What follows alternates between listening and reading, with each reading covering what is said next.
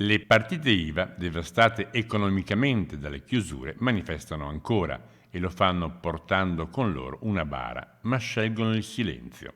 Occupano la piazza, ma non vogliono parlare.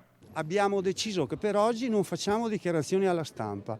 L'unica richiesta che facciamo è quella di avere uno spazio adeguato e dignitoso per esprimere le nostre opinioni. Fino adesso non è ancora successo, speriamo che succeda, appunto. In piazza anche chi ha una lunga militanza politica.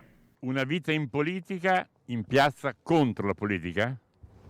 Assolutamente sì, la politica ormai sia il governo che l'opposizione sono completamente manipolati, controllati dal sistema, quindi il sistema delle multinazionali, l'obiettivo è distruggere le piccole economie, le partite IVA.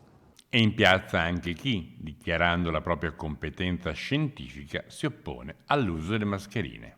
Siccome io mi distanzio all'aperto solo per rispondere, perché fatico a parlare con la mascherina, me la lasciate togliere. Vedo anche le forze dell'ordine, siamo distanti da tutti.